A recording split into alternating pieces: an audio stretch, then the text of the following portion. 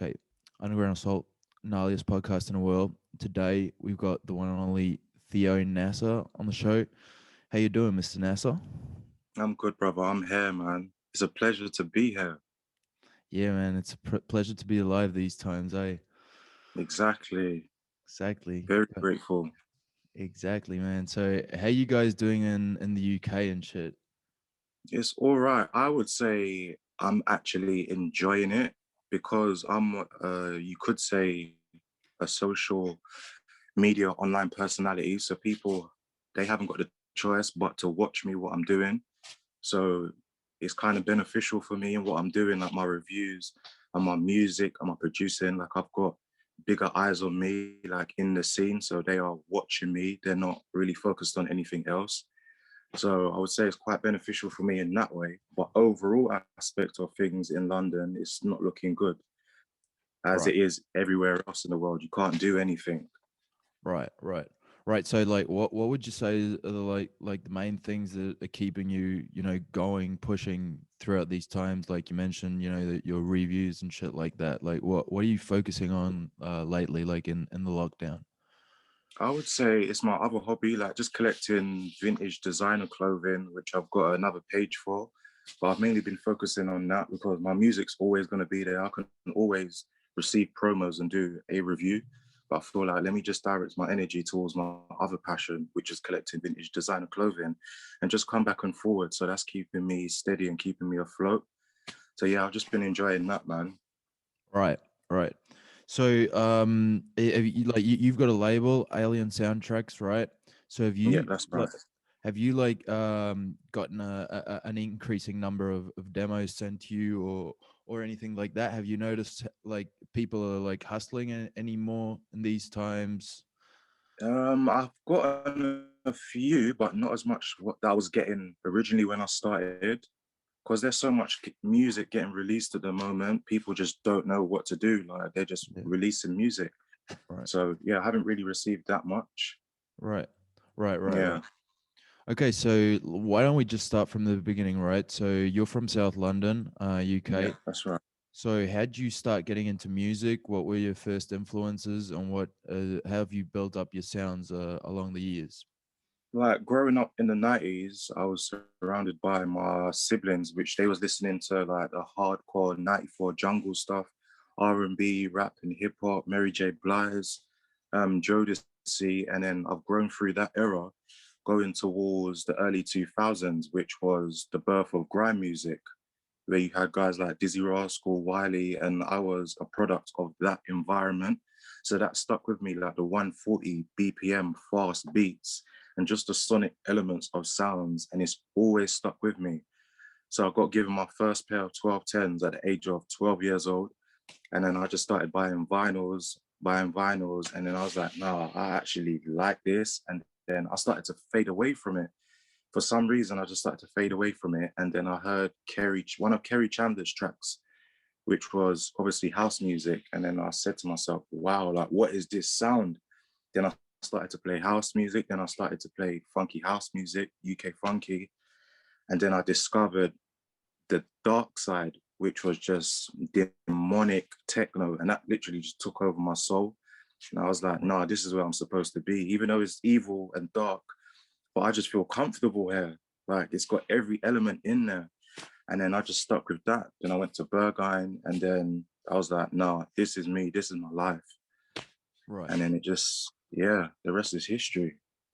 right. So, like, I've heard you use like this term demonic techno, which you just mentioned, in Yeah. your reviews and shit. Like, can you give us a description for that? Like, does it come with a description? Can you, yeah, specify Yeah, it? I would say like a hard reverb kick drum Uh huh. and like a sonic synthesizer sound in between and maybe like a hi-hat, very simple, but it's moving very differently. As I like to say in my reviews, like it's maneuvering through your body. Yeah. So it's just taking over your soul and energy, and then it just takes you to another place, man. Right. So what would be examples other than the people we've seen in your reviews? I saw your Mm. Jessoric's review, your Rebecca review. Like, Yeah, Are there any more examples you could give I would for that say sound? a main track that literally takes over my soul and it just makes you want to cry almost is Cleric Concrete, because that Right. makes me visualize Berghain so much, Right. like the hard industrial sound, and it just sounds really like concrete. Yeah. So yeah, that Like track right this. there, man. Right. Like this, like super, like hard industrial sound. Yeah, Right. Like super ravey and shit.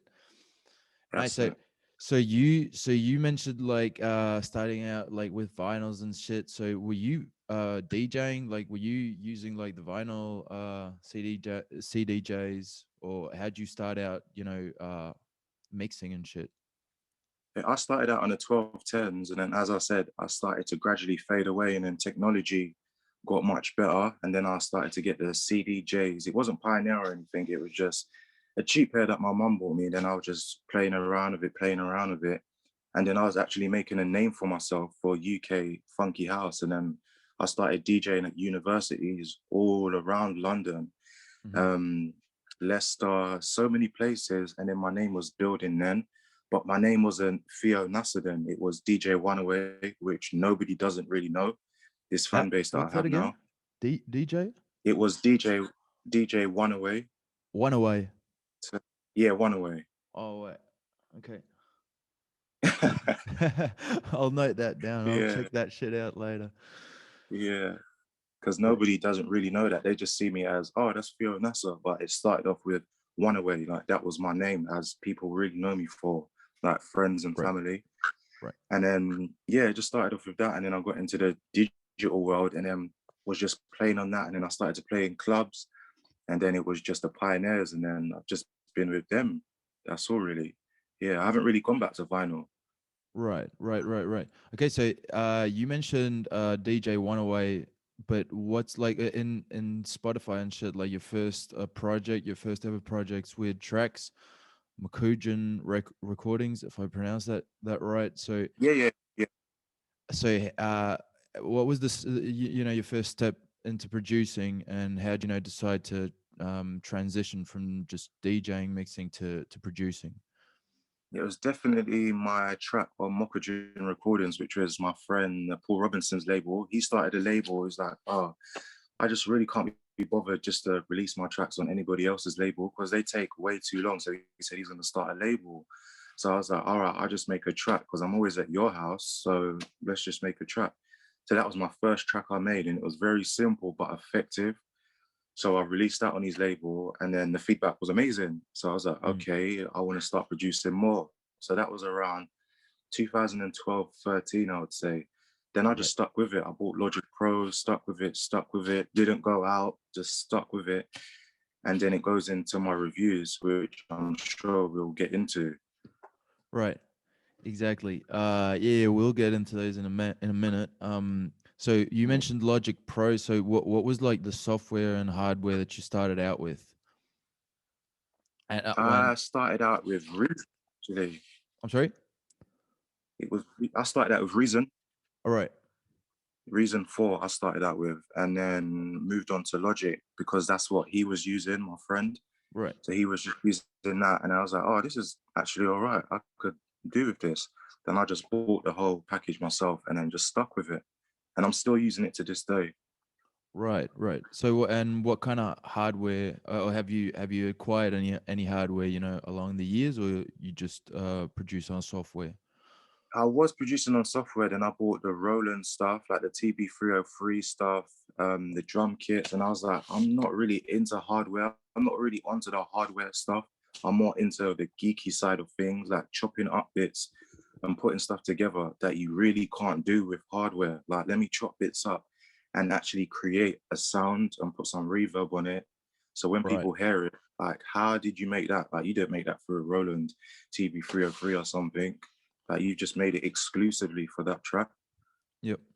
Yeah, right. Like I guess it also depends on the kind of music you're making. Like if you don't have to sample shit and stuff like that, might make even more sense to use a hardware. But if you're sampling and shit, software's the way to go. I don't know, just guess personal preference, right? Yeah. Okay, so what so can we go through your last project, which you released on records, Worldwide Ravers EP? Congrats on that, man. It's a fucking fire ass project. So my favorite one's Dubska. Can you tell me a little bit about your motivation behind and the kinds of sounds that you were trying to appeal to through that project, and why Records, the label? Well, I'll start off how I met Matt Radio Slave first. Well, Matt was coming to DJ over here at a Mixmag party, and actually, it first started off with him. I reviewed one of their tracks, SRVD's tracks.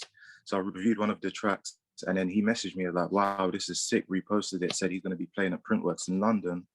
I said, "I live like 20 minutes away from Printworks in London. Like, let me just come and meet you guys." So I went up and met him, met the whole team, and then I literally waited behind the DJ booth until their set was finished. And then he was walking out of security. I was like, "Oh, should we speak or something?" And he was like, "Yeah, come up to the room." And then he said he has to fly to Portugal, but send him some tracks ASAP. So I sent him the tracks, which were Dubscar wasn't even on the list whatsoever. That was last that I made. It was the other four. So I sent him the tracks and he's like, "Yeah, I really like these." He just wants to put them on the label. And then he's like, "Where are you from?" I said, "South London, um, Lewisham sides." He's like, "Okay, that's where I'm from. That's where I'm born and raised." So I was like, "What? That's a bit spooky. We're born and bred in the same place." And then we just started off like that. And then we just knew we had an instant connection. And then we started building and building, speaking on a regular. And he's like, "Do you have one more track to send?" I was like, "I just finished this track," which was Dubscar, which was just inspired by my heritage from Jamaica, South London, which you can hear it in the samples. But I just wanted to mix it with the vibe I'm feeling now, like the reverb, kick drums, and all of that stuff. So I sent that to him, and he was like, "Yeah, this is the main track." And then once again, the rest is history. Right. Right. Nice. Interesting story. So in World Dance, for instance, you can see you've got some rap or like grime vocals and shit. Like, to what extent would you say that grime and rap have influenced you in making music and shit? A lot, because I still listen to rap this day. On World Dance, that sample you can hear in the middle, that's Method Man. He's speaking about Illuminati. Right. So I mixed that with the breaks because I watch a lot of rave videos from back in the day. That's why it's called World Dance. Mm-hmm. So I just thought, let me just infuse them together because that's what I like to watch. That's what I'm into, like the spiritual stuff, or just like to learn about Illuminati stuff or just rave stuff. And it just made sense to put it all together. Yeah. And yeah, that's how it came together. Right. Right. Right. So going a little bit further, so how you mentioned you're from South London. Like, what's the specific area that you're from? I'm from Lewisham, Lewisham Borough. Lewisham, right? So, like, what does the London techno scene look like in your area in comparison to the rest of London? And how does the overall London, or I wouldn't say UK sound, but like the London sound compare to the UK sound, and the UK sound or London sound compare to like rest of Europe? Say, I would say lots of questions in Europe. one. Yeah, a lot. It's a bit tricky. I'm sorry for that. No worries. I'll just tackle us over here, which is London/UK. I would say it's quite booming and in industrial. Like we have our own underground scene. Like if you're in the know, like you know what's going on. Like there's events going on, like Fold, there's Jaded, and you've got the bigger events that happen at clubs like Tobacco Docks, E1, where artists come over. Um, yeah, like you really got to be in the know for the underground stuff. So I would say it's quite booming if you're in the know. Right. So yeah. So you guys like have an up and coming underground scene, but how would that compare to Berlin? And like, what are the clubs in London compared to Berlin like? I would say the ones in Berlin. How would I explain Berlin? Um, it's a bit tricky. I would say kind of the same, but obviously Germany and Berlin, you guys are the ones in it. Like you are the main guys that are actually doing it. So I would say we're inspired by you guys, but more on a different level. We keep it London. Yeah, we keep it London. It's not really all black over here and all leather, which I Right. love. Like I love all of that stuff, but we're more. We just wear what we want to wear, but it's the same. Right. If you get what I mean. Yeah. Right. So yeah, it's still London underground, but we just do our own thing with the same hard gabba stuff and all of that, whatever you want to call it.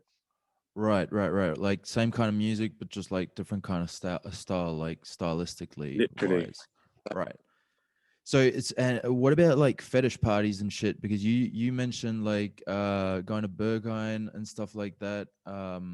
You know, they've like there's these what are they called, like Herrensauna and Tresor, and you've got Cocktail d'Amour and Griesmühle and Tresor, whatever, and you've got like the Pornceptual party at Menschmeier. Like, do you guys also have Yeah. that kind of parties in the UK? I guess you do, but From from what I know, I think we've got one. I think it is. I think it's called Berlin. Berlin. Don't quote me on that, but I'm sure it's called Berlin. Berlin.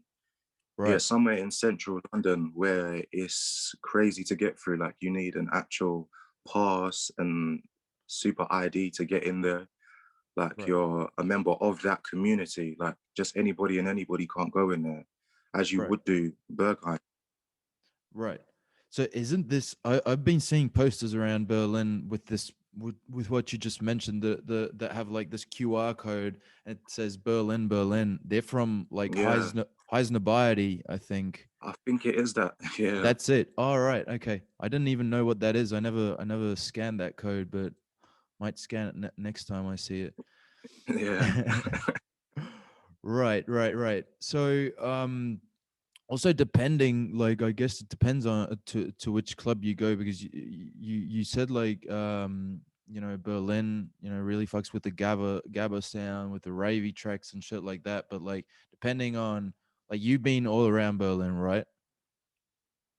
Oh, you could say that. Yeah, Like you've been to Tresor, yeah. Griesmühle I've been and to shit like that. Tresor, Berghain. Yeah, Right. Watergate, all of it.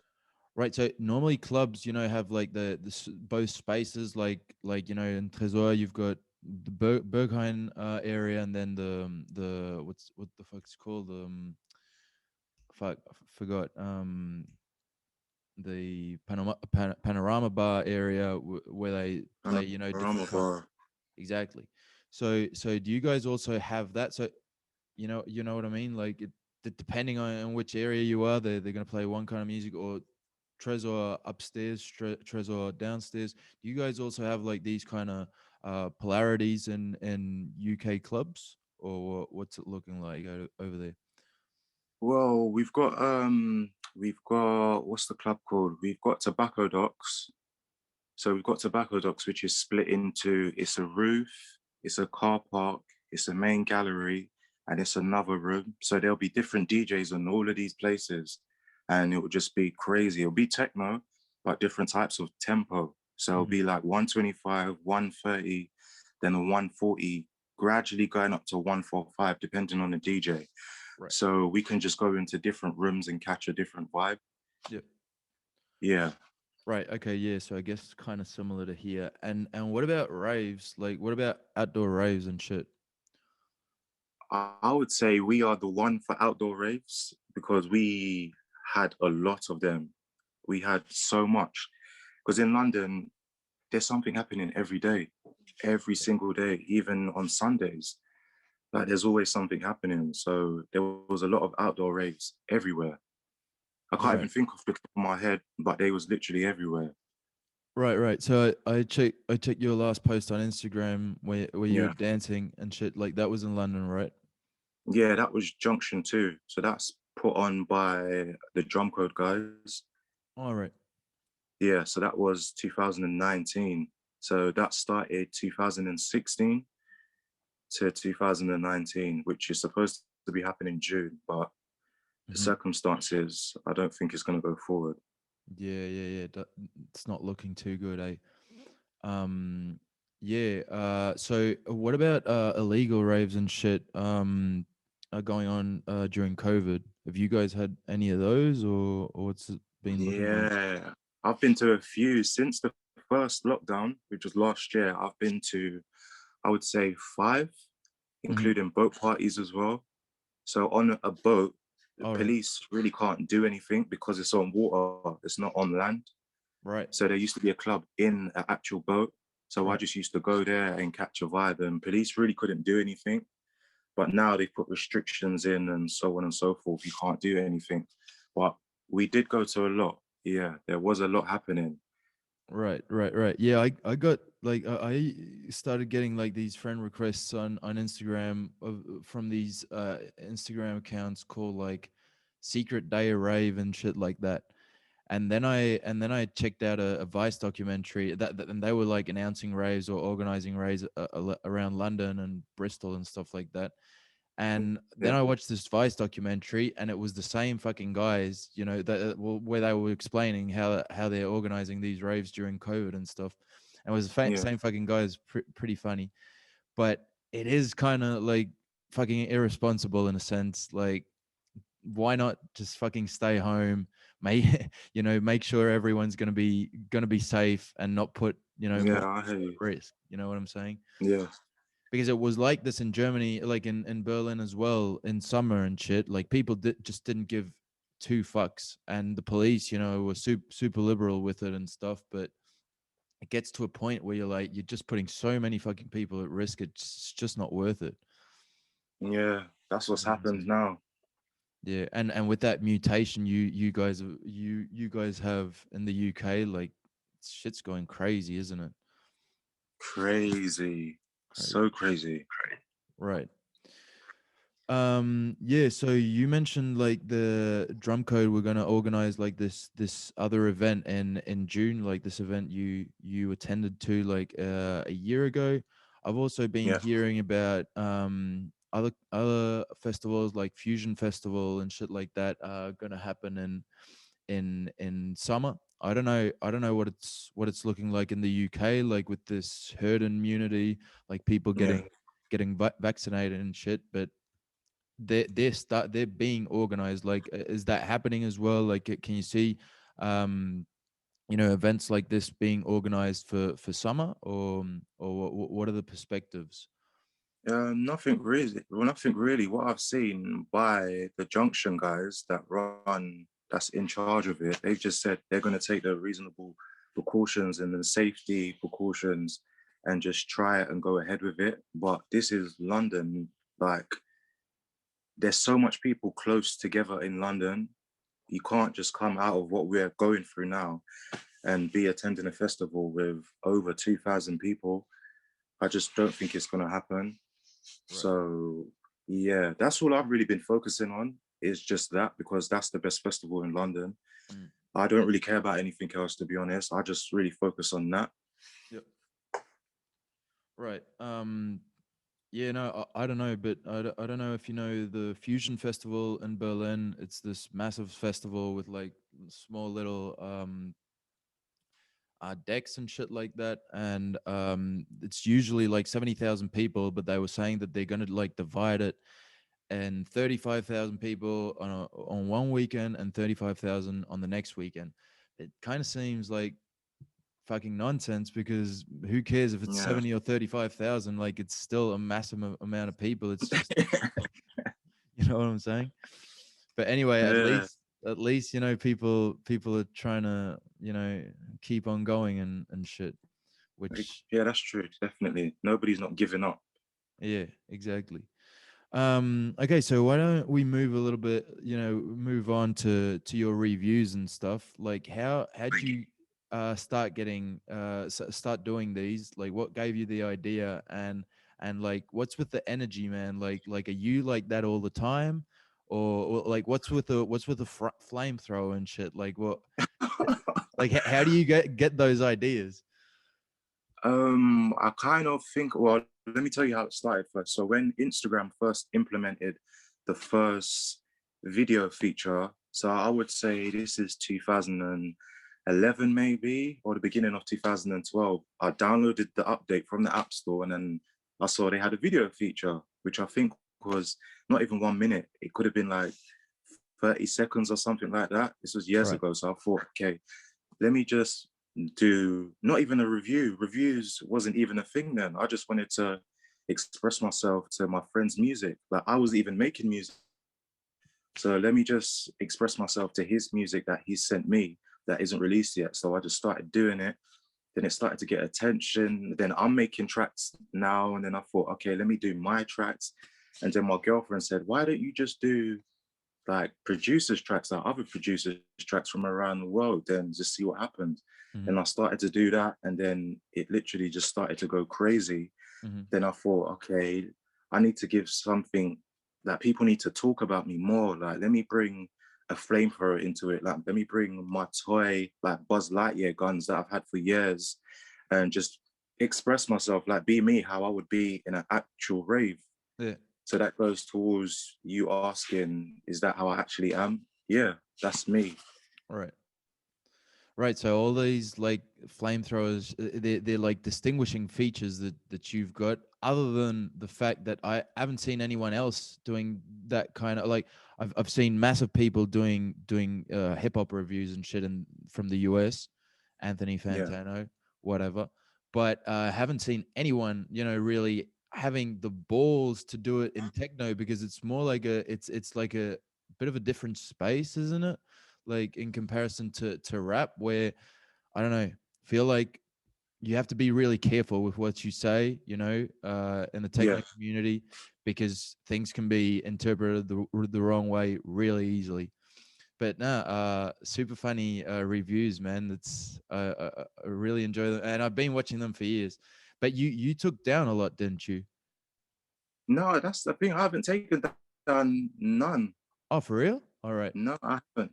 right, right. But how many have you done, like in total? Like what, 20 or something? No, way over 20. For real? Yeah, Well, way. If you scroll right down to the end of my post, like the end, like the beginning, yeah. which is like 700, you've got to go through, but you'll see, I think my first one, and you can see the quality of it is not Right. good whatsoever. So yeah, that's there, my first ever one. Right. It's so yeah, probably the first ones weren't on IGTV because the first one I can see here on my computer is one by Matrix, like Theo Nasa and Matrix, your own track. But I guess No, no, no. You that's need to not go too to old. the one where IGTV wasn't even a thing. Right. It wasn't even on Instagram. Right. Right. Right. Right. Right. Yeah. Yeah. Right. Right. Okay. Yeah, nice man. So why don't we go, through a little bit through how you started the label, what was the motivation behind it, and what sound you're trying to attract, and you're trying to spread through the label. Yeah. So the label started via my friend who released wear tracks on his label, Mokujin Recordings. So he started a label. So I was like, okay, I don't want to wait for me sending my tracks to these labels and it's taking ages and ages and taking so long for them to release my track because they have other DJs and producers waiting in line. So I had my last £100. So I thought, okay, let me just start my label. Let me just throw everything into it. Let me get the artwork done. Let me sort out the masters for my first release. And then it just started that way. And I've always taken my time with it from then until now. Because if you look at the catalog, from when it started in 2013 to now, there really should be a lot, but I'm taking my time because I don't feel like there's any rush. Hmm. As I feel like a lot of people that start their labels in these times, they're under pressure and they just want to throw out music and music and music. Yep. And there's not really no clarity there. So I've just taken my time and picking and choosing who I'm putting on the label. And if it really suits what I'm trying to go forward with, which is the aliens and UFO sounds. And I'm just Right. want to stick with that for life. Right. Right. So that's like the distinguishing features from your label. Basically, I've seen that you kind of describe your sound, which kind of makes sense. Even more so considering like your first projects like weird tracks that's totally alieny and acidy sounds. So I I actually first saw your like first got to know your label through this. I think this only the last and only VA you've released is I really like the Chronics music. So Yeah. right, he's super talented guy and makes pretty funny music as well. But anyway, so how do you get in contact with these people? Do these people get in contact with you? And what's the process look like of creating a first various artists project? Oh, yeah, I didn't want to make the VA about me whatsoever. That's why there's none of my tracks on there whatsoever. I just wanted to make it about the people. Like, let me give them a chance to shine. So I just put out a statement on my Instagram story that I'm just going to start a VA, like the first VA for the label. Mm. So a lot of people kept sending me messages, sending me messages. I was like, okay, let me listen to your track. I like that one. I'll add it to the VA. I like that one. Let me add it to the VA. I like that one. Let me add it to the VA. And then I just got the artwork done and then put it out. So they really got in contact with me Right. because of my reviews. People send me tracks anyway, so it Yeah. made sense. Yeah. So I gave them an opportunity to get heard by bigger artists that's on my platform that watch me. Right. So that's all I really want to do Right. is just give other people a chance as well, and not be selfish. Yeah. Totally makes sense if you like these people's music and you're able to give them, your platform for them to be heard. Totally go for it. It's what you should do at the end of the day, right? If you've got a label, promote the music that you like, that you're trying to Yeah. promote. But how would you like? What was the thought process behind setting this thing up? Because there are different kind of styles of techno. I'm super bad at classifying and shit, but like there are different obviously different BPMs and different melodies um varying throughout the tracks. So what's like what do you want to say with this VA? Well, or is it just an opportunity for these artists to be more heard, and there's nothing really going on thought wise with the sound?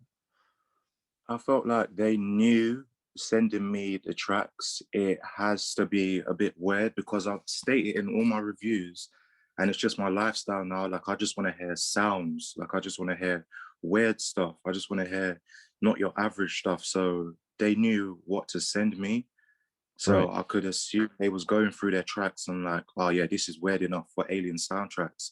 Like, Right. it's Alien Sound Trax. So let me send him something Alien Sound Trax. Yeah. And then it just all came together and just made sense. So yeah. Right, right, right, right. Understood. So, what was your first project on the label? And as I said, have you tried to be consistent with the sounds that you're bringing out through the label, or are you open to vary? I mean, obviously, alien sounds can encompass a wide variety of genres and of styles. So, what's your approach to that? Like the first release for, I think you're gonna have to check on the catalog because I cannot remember. I've made so much tracks from then. I Right. should remember it, and I'm bad in that sense, but yes, I cannot remember it. But I know there is a remix on there as well. Yeah. Um, yeah, but to answer your other question, I would say with releasing tracks, and I just want to stick with what I'm doing. But if I want to take jungle from somebody else, it has to have that sort of element of aliens. It needs to have some sort of sound in there that's going to maneuver or, like, as I like to say, mess with your mental health in a good way. Yeah. It needs to Yeah. have some sort of alien element. So I'm open to other tracks, but it needs to be alienish. Like, it has to have alienish darkness. Right, right, right. So Yeah, like the feature has to be like alieny. Like yeah, that's the main thing. Right. literally. That's it. Literally. Right, right, right. Yeah, I think I'm checking out your Beatport at the moment. So your first one here is Internal Memory EP. That be Internal right? memory. No, that's not my one. On my Alien Soundtracks label, it should be yellow. All The right. artwork is yellow. All right. It's So over. LSD, It's over. LSD, or It's over. That's it. It's over. it's over. The, I can't find that one on Beatport. All right. Yeah, yeah, yeah, yeah. Here it is. Right. And then House with Paul Robinson and stuff like that. Okay, so how do you feel like you've developed your sound from It's Over to Space Attack, your last project on the label? Well, I would say when I started It's Over, I didn't have a clue what I was doing, like how to structure. I would listen to certain people's things, but I really just didn't have a clue on how to make a breakdown there, make an intro there. I was just going with the flow, like what I would hear outside and just put it together. And then I received a remix back from a friend of mine. Mm. And then it just kind of started like that. But gradually, as years grew, I just started to naturally get hold of it. Like, okay, this is where I want the break to be. This is how it should be. Because I'm in raves a bit more. So I'm studying how people are moving Mm. to a break or the intro and how they're getting excited. So I can build like that and make it even more powerful to the Right. stage I'm at now.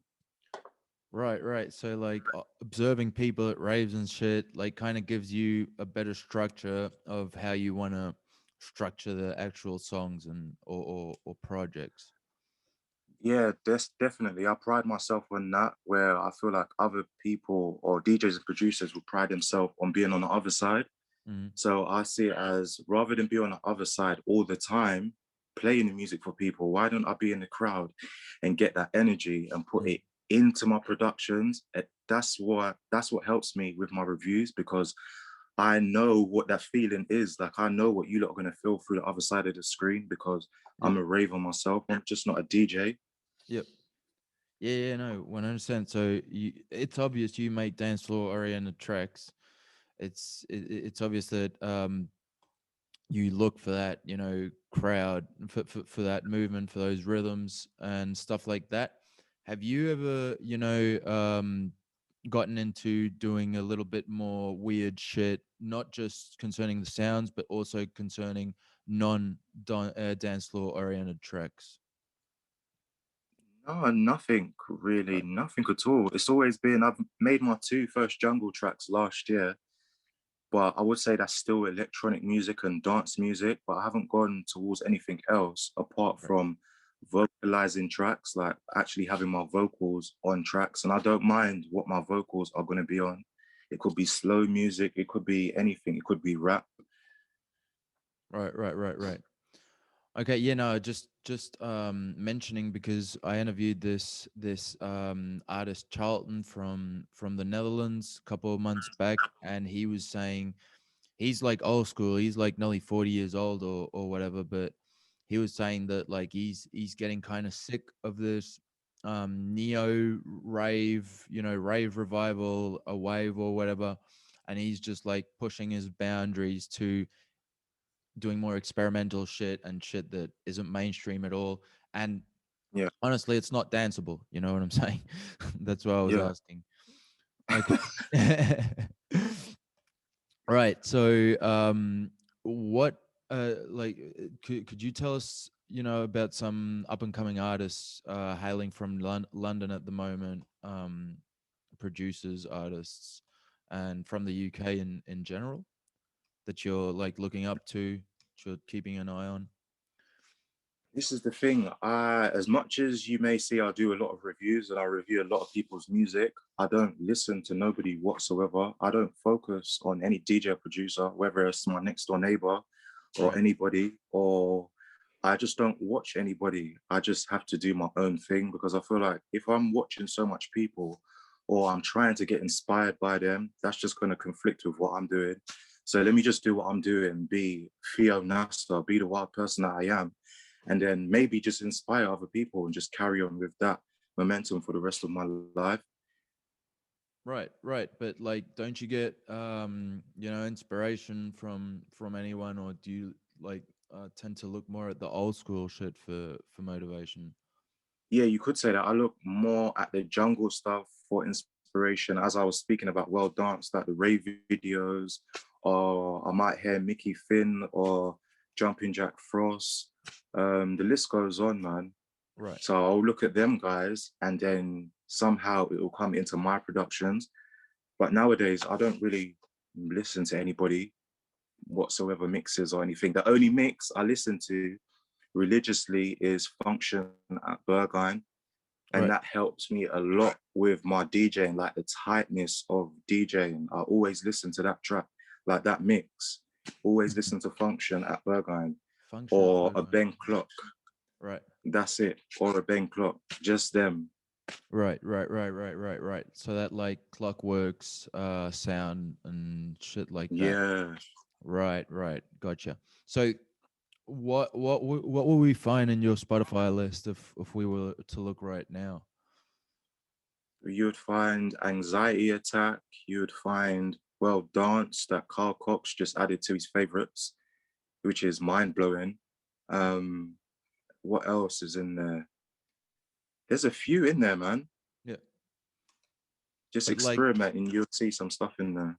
right. So okay, you just mentioned Carl Cox. So he does quite different music to you. Like he does pretty Ibiza, kind of music and stuff.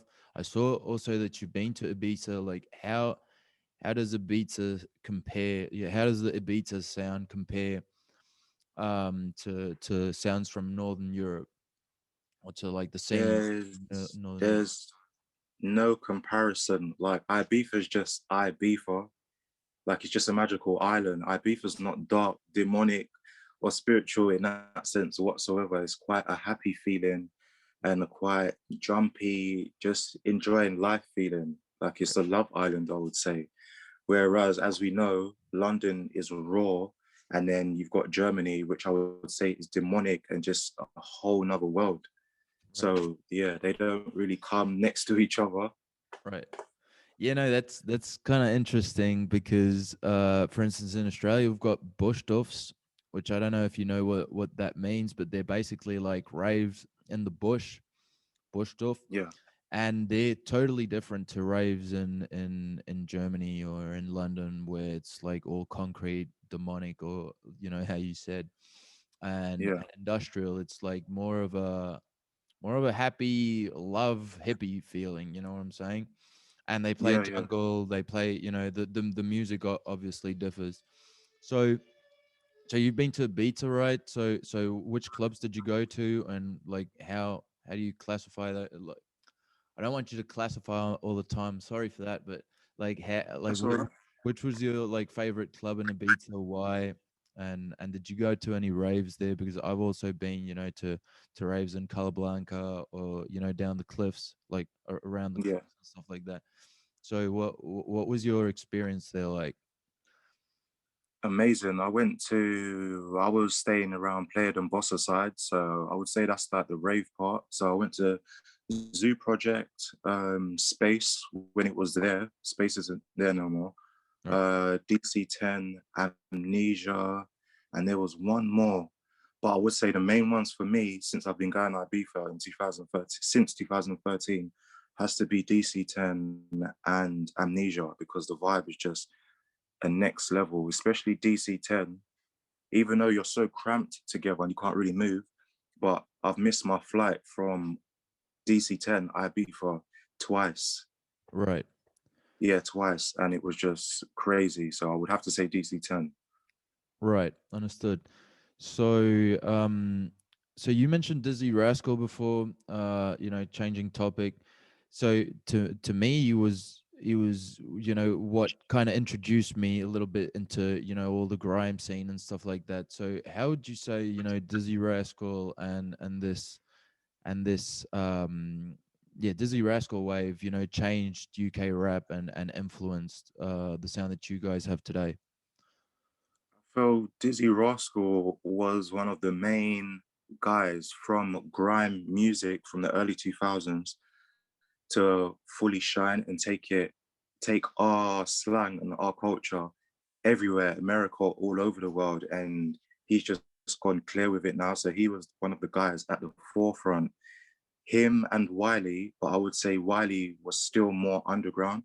They were Mm. still on the same level, but I would say Dizzy Rascal just took it to another level. And that's who we really look up to. Well, I look up to. I don't know about anybody else in London, Yeah. but I look up to from the grime culture that's literally just taking it all over the place, that I can just always go back to and listen to his music that Yeah. still resonates with me still to this day because he was way ahead of his time. Right, right. Yeah, I've heard that. I've heard that from other people from the UK. Um, that's Bonkers was a massive hit. We heard that all around the world, obviously. So yeah, no, just wanted to ask you about that because you mentioned him before, and I didn't really know, what your take on that would be. So moving forward, well, I've basically covered nearly all the topics that I wanted to, unless you want to get into something else that you feel that we haven't covered. The next questions are kind of stupid, just to let you know. Okay. All right. So, you don't have to answer this, obviously, but like, what are like the drugs of choice in the UK? Because you guys have like the reputation for being like the most fucked up people in Europe. So, what are people taking, around the UK these days? And do you feel like that's becoming a problem, or what's your take on that? I wouldn't know because I'm not really in the drug culture or scene whatsoever. So Right. as I said, like I don't watch anybody, I don't watch what they're doing at all. And that's what's helped me with my career because I'm just doing me. I'm just not watching the news. I'm not watching anything what is happening. Like I just don't know what's happening. So Right. I just carry on doing what I'm doing. Whereas other people see what's happening and say what's happening. But I'm like, okay, is that happening? Like I don't even know like we're the biggest people to get effed up and all of that. Back in the 90s, yeah, I would say like the football slash soccer people, they used to get all over the place and drink a lot of alcohol. I know that's what we're known for, alcohol. Mm. But for drug use, I don't really know anything about that. Right, right. Nice. I've been to a festival in Spain, and it was like mainly British people, although Australians get extremely fucked up as well. But it was exaggerated, like what these people were on. They were just like it was just absolute nonsense, and I didn't even know. But I don't know. I've just been watching, your typical Vice documentaries or shit like that, over the last few years, and just it just gives me the impression that you guys are fucked up, but you're obviously an exception right there. Yeah, So, that's it. uh, you can kind of tell that from your personality, you're not really the person to dabble with that stuff. Yeah, I'm not into it. Like I wouldn't speak for everybody in the UK, but I would say there are good people over here. I wouldn't say we're an effed up place. Like everywhere is effed up. Yeah. Literally everywhere is effed up Yeah. in their own way. Yeah, no, I meant more like ravers and partygoers than artists like yourself. Yeah, yeah, yeah, yeah. I I understand. I don't know, bro. Like I've had some situations at that festival where I was like, what the fuck, like what the fuck's going on? But I guess they're just like examples. You can't take them as the general norm, right? Yeah, So literally. yeah. So second stupid question. So could you tell us like a crazy raving story that you've had either as a raver or as an artist? Oh wow. There's too much. There's Berghain stuff, but as you know, we can't really speak about Berghain stuff like that. What happens inside? So I would just push that story to the side. Um, I would say really fun one I've had is at Printworks, where it was 808 State playing, and majority of the people just started crying. It was a rave, but because it's 808 State and they was playing Pacific State, their track, people just started getting quite emotional, which was a great thing to see. And everybody was just all at one and everybody was just loving each other. And I could Right. see there was no drug use or anything, that Right. everybody was just there for the music in 808 State. So I would say that was an amazing feeling. Right. Right. Right. All right. Well, I think we've covered pretty much everything. I've got on you. Would you like to get into anything else? Is there anything that I've missed? Yeah, I would say what's happening in the world, because I can see a lot of people suffering through mental health, and Mm-hmm. a lot of artists, DJs, and producers, like they just don't know what else to do. But I would say send this message out to all of them. It's fine. Just stay creative, be positive, and just love yourself more and stop focusing on what's actually happening in the world. Because once you start to focus on yourself even more, great things start to happen. And I feel like I'm a product of that because I just focus on myself. Then Right. great things happen to me. And once I push all that great stuff into the world, like my reviews and bringing people on my label, and I don't want no recognition, the universe always comes right back around and works out. So Right. it's all going to be okay, man. Right. So, what do you think about the law of attraction, and stuff like that? Like, have you dabbled with that kind of stuff? Is that something that a concept that's familiar to you, or have you envisioned? Have you really envisioned this shit before doing it? How how's this Yeah. process look like? What's happening in my life now, I envisioned that 10 years ago. Like I said to myself, because I speak to myself a lot on a daily, where other people may think, oh, Theo, you're a bit crazy. You speak to yourself. But I feel like I'm so in love with myself and I know who I am. I just speak to myself daily and create these affirmations. Hmm. Um, and I've watched The Secret and I learned about it. And I know what to do for it to come back to me in tenfold. And it works out in my favor, which it has been doing. So that's what I'm just trying to push onto other people, especially in these times as well, where people are forgetting themselves, and some people are even committing suicide, and they're forgetting who they are because what the government is doing to everybody. Right. Yeah, yeah, real So, shit, bro. Like 100%. Understand what you're saying. What do you what role do you think social media is playing in all of this, all of these mental health issues and stuff like that? what role do I feel like they're playing? Yeah, like social media and like the stereotypes that people get, shown through social media, the motivation that people have, to do shit because of social media. Do you think it's something good? Is it something bad, depending on how you use it?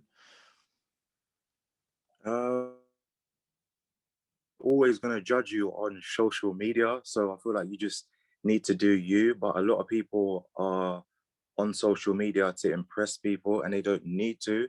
Like they just need to live by their means and do them. Like, so what if that DJ is doing that? So what if that producer is collaborating with this producer that you want to collab with? Just as I say, just do you and just forget about everything else. Right. Because I'm telling you, once you do you, it just works out so easily. Right. Even if you remove Instagram off your phone and focus on a project that you need to do and then come back on, you'll feel more healthy. Right. Yeah, real shit, bro. 100% agree with you. Yeah. Right. So I think that's a good way to end the interview, bro. Thanks for the insights. Well, right, Ravers EP, out now on records through on every platform, basically. So thank you, ladies and gentlemen, and thanks, Theo. Appreciate you, bro. Thank you, man. See you guys. Thanks Peace for out. listening. Peace out.